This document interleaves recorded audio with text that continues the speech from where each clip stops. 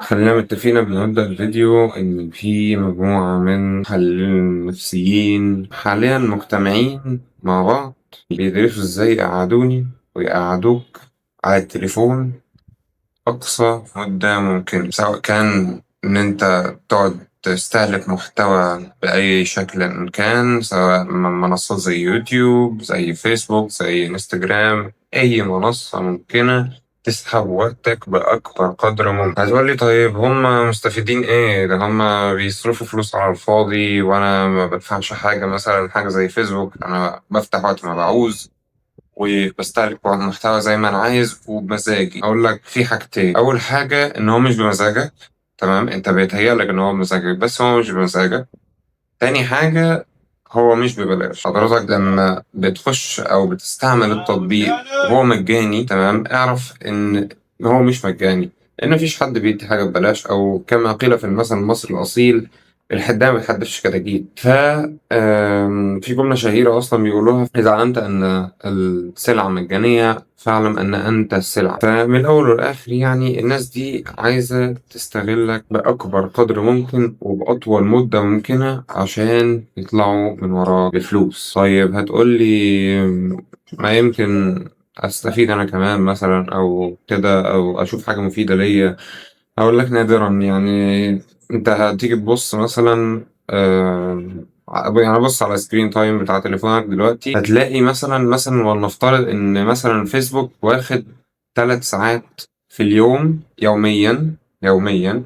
تمام، هقول لك طلع لي حاجة مفيدة من ال3 ساعات اللي حضرتك قضيتهم على فيسبوك بشكل يومي أو بشكل شبه يومي. تمام، تقريبا مش هتفتكر حاجة، تقريبا حتى لو في حاجة مفيدة مش هتفتكرها. تمام. ففكرة إن أنت بتخش التطبيقات دي بمزاجك مثلا، أو إن أنت اللي بتسمح لنفسك تقعد مدة معينة في وقت معين أو تبطل في وقت معين، فلا، الفكرة دي غلط جدا. وحضرتك زي المربوط في سلبة وهم بيجروها، تمام، وبيودوك مكان ما هم عاوزين. الموضوع يبان مرعب، وانت برضو ممكن تكون سمعت عنه كتير جدا في كتير من الفيديوهات.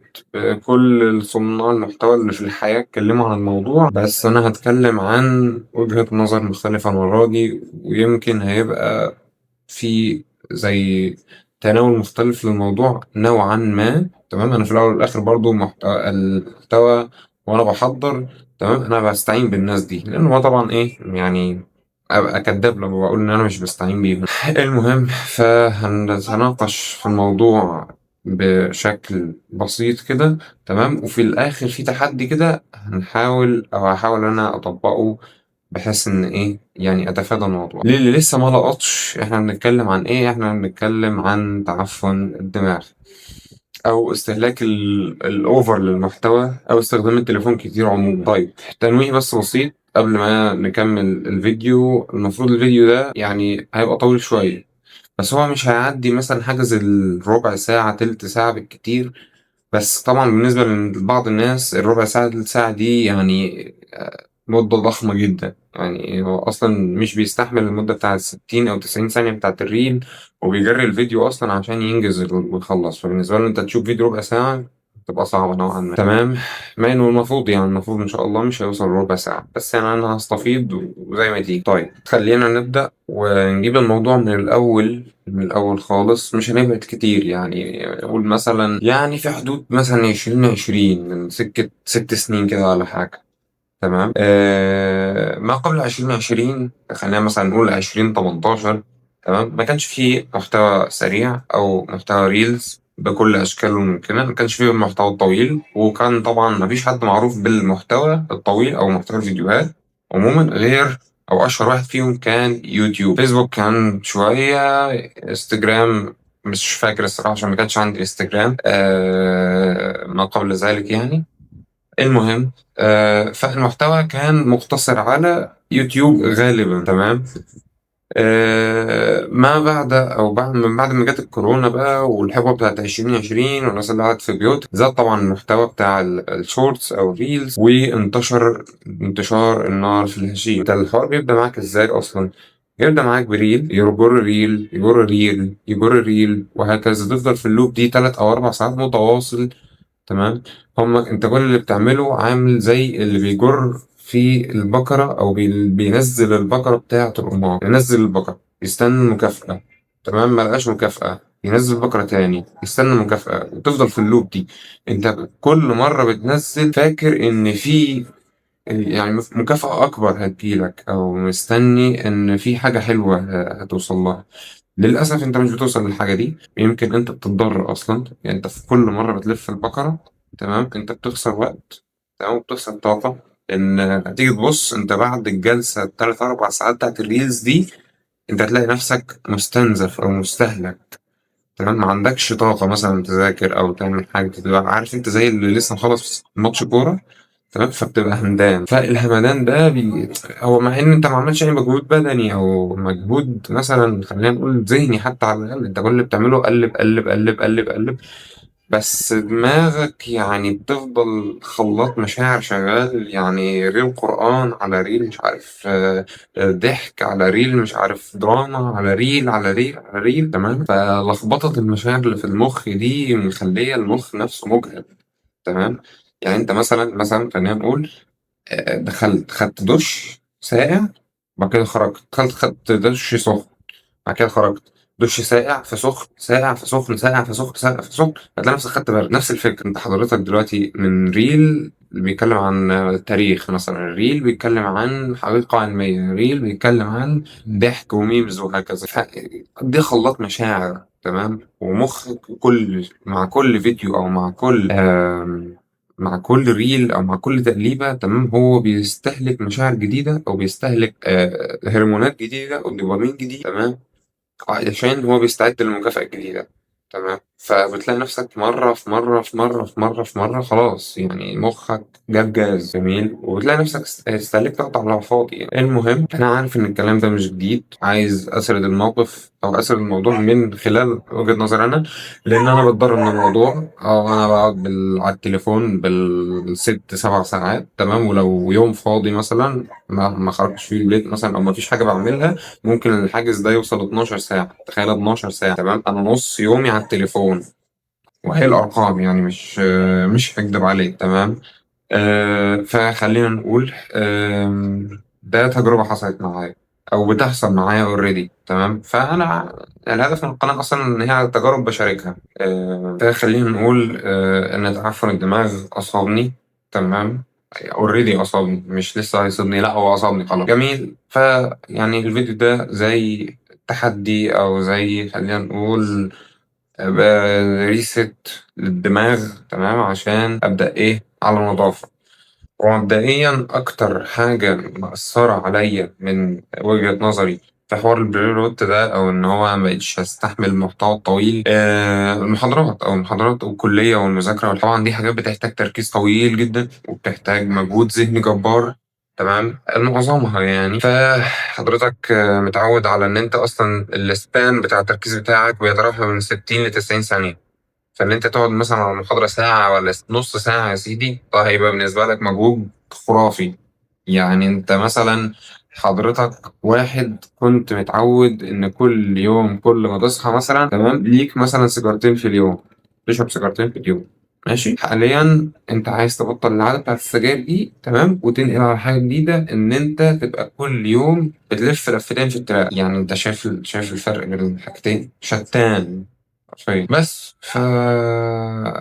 خلينا أقول إن هو فعلا هو التشبيه الحقيقي للموضوع ما بين واحد بيصحى كل يوم يشرب سيجارتين، وواحد كل يوم بيصحى يلف لفتين مثلا في التراك، أو ياخد له مثلا 2 كيلو جري أيا كان، يعني أي رياضة عموما. فزي ما قلت الهدف من الفيديو إن هو يبقى زي تحدي، أو إن هو بحاول أستعيد ضبط المصنع بتاع دماغي، أعودها على الملل، أتعود على المحتوى الطويل، كل الحاجات دي بحيث إن هو خلاص دماغي ترجع طبيعية. فالمفروض اللي هعمله إيه، واحدة واحدة كده هدينا أقرأ معاكم أهو.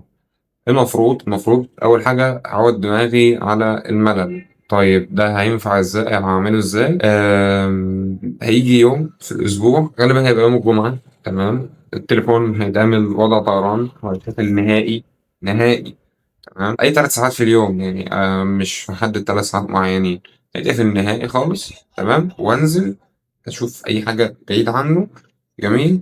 و أهم حاجة ميبقاش معايا تليفون خالص، مش اللي هو أنا مثلًا قافل النت وهو معايا، لأ هو مش معايا نهائي، هيبقى يوم في الأسبوع، غالبًا هيبقى الجمعة تمام، دي الtargets اللي هاحطها لنفسي، عايز تعمل زيها تمام، مش عايز تعمل زيها خلاص. باعمل الفيديو في الأول والآخر كتوثيق. طيب خلّينا نخش على حاجة تاني.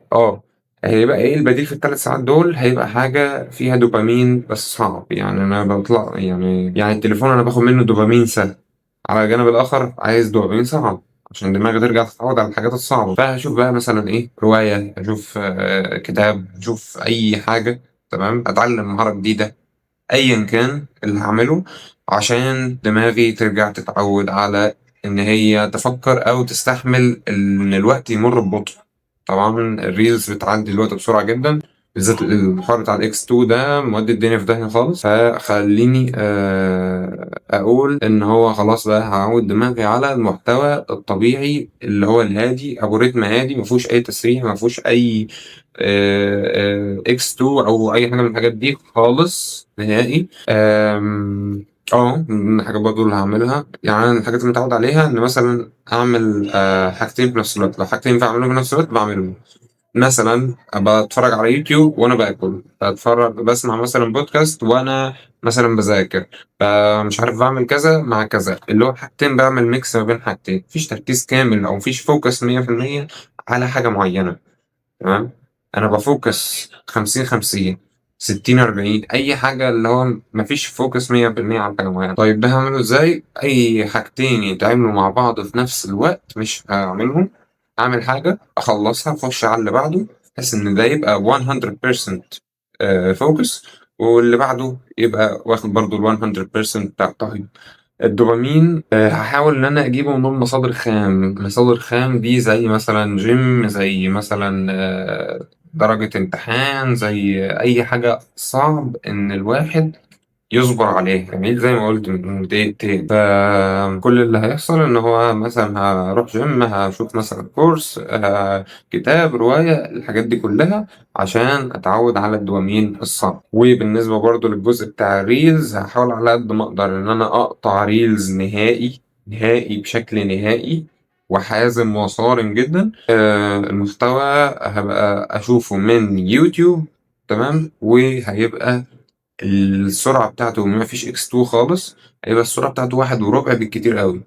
تمام، ولو هاشوفه مع حاجة تاني لأ، زي ما قُلت ما فيش أي حاجتين هيتعملوا مع بعض، الحاجة كلّها هتتعمل يعني كل حاجة لوحدها، يعني لو هاسمع podcast هاسمعه لوحده مش وأنا باذاكر مثلًا أو مش وأنا سايق، أيًا كان الطريقة اللي هاتعامل بيها هابقى باسمعه مركّز معاه هو.